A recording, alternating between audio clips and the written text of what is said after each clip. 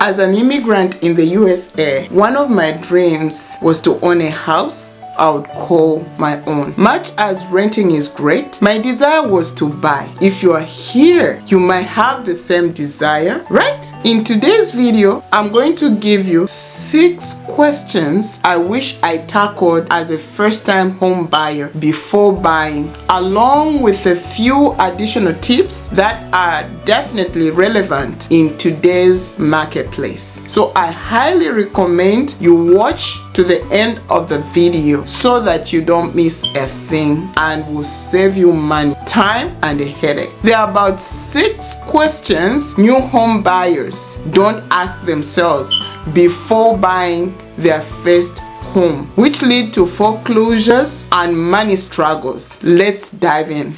Why? The main reason for buying. Why am I buying this house?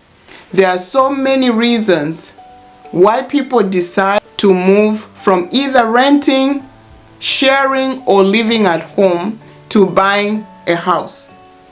That reason is very important. It could be to live the American dream of ownership like me. I personally bought my first home because I wanted, before my children would leave the house, to experience living in a home of their own, especially having migrated from another country. That meant a lot to me. Your why becomes very important. Homes come with a lot of emotions. It could be that you want to have equity in your home, or you prefer owning rather than renting, just to show your friends that you've finally grown and are no longer living with your parents. Or maybe you just need room for a backyard or for your pet. Whatever your reason is, make sure it's a good enough reason to keep you focused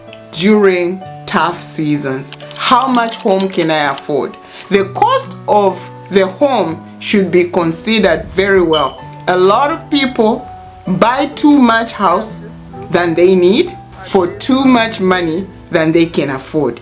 If you are able to afford it, by any means, go for it. But if not, please don't buy a very costly house. A big house will mean increased gas bill, electric bill, and don't forget that owning a house might be one of your highest expenses. Your mortgage should not be more than 30% of your take-home income. That's including taxes and insurance. This means if your take-home pay is $6,000, your mortgage should not be more than $1,800. When your mortgage is more than $1,800, you become house rich but cash poor. When the house is too expensive, you'll be left with no money to invest because all the money will be going to the house you cannot afford.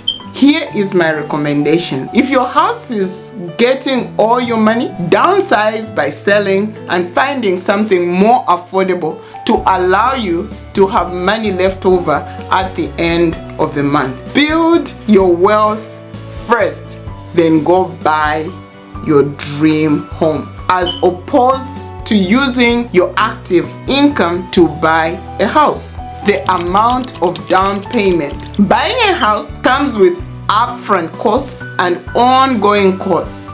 There are so many ways of buying a house. The best way is to buy for cash if you are able to. After all, being debt-free is living life on your own terms financially. If you cannot afford cash payment, then you can get a mortgage where you put an amount as a down payment. This is a percentage of the total cost of the house. The down payment can range from 3 to 20%, but it can vary according to the type of loan you get. And also your credit score plays a very big part in your down payment as well as the interest. If your down payment is less than 20%, you will also be required to pay PMI, which is private mortgage insurance. But if you put 20%, you can avoid the PMI. This insurance is there to cover the mortgage company for lending money to someone who is unable to meet the requirement of paying 20% down. In case you default, this insurance pays the mortgage company on your behalf. The PMI runs about $75 a month for every $100,000 borrowed. If your house costs $200,000, you'll be paying $150 per month. Other expenses apart from the mortgage. Buying a house comes with other expenses. Surprise! When I first got my first house, I was just considering the mortgage. I was clueless on the other expenses that come with the house. Expenses like homeowners insurance, which by the way may change during the course of the mortgage.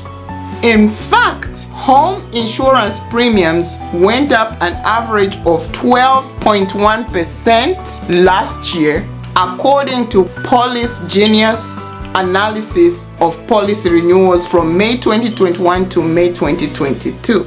Homeowners whose premiums went up, the average increase was $134. This sounds like a minimal amount, but at the end of the day, all the costs add up.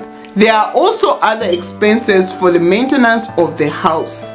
Consider these before you go to buy your house. You can also consider buying a house a little further out of the city to get a house you can afford. That means trading home ownership for commute. If you're finding value in this video, please hit the like button. It helps the channel. And if you are not subscribed, please subscribe to HisMoney. The mortgage period.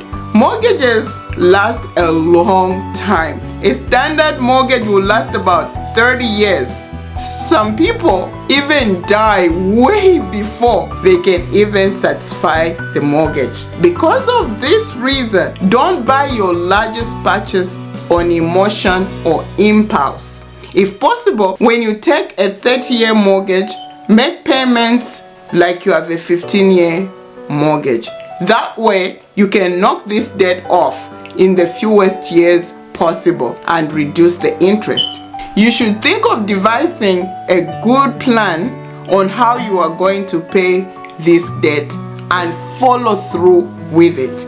Don't just do what feels good. Slow down and do it right. Get real pros on your side. Get a real estate agent who knows what they're doing. Do not skip home inspection. For what it costs, let a pro inspect that house for you. Because if you miss some important thing, you'll be hit with unbelievable expenses like electrical or plumbing issues. These cost a ton of money. Better pay for the inspection upfront than pay the expense that comes with having ignored inspection. Get a roofer, a foundation man, a plumber, electrician, whoever can help you make an informed decision on this big purchase. Because even newer homes have serious issues. Pay a little more for these pros upfront to save you a headache later. Bonus tip: don't buy an ugly house for the price. When you later decide to sell it, you have to sell it for cheaper too. Buying a house and real estate is fun when you do it the right way, but it's not fun when you are broke and you do it the wrong way. Do you own a house? If so, what are some of the questions you wished you could have asked before buying? If you are planning to buy a house, which of these tips stand out for you? Please leave me a comment. Make sure to share this video with anyone you know who's thinking about buying a home. Don't forget to subscribe for more financial content, and I'll see you in the next video.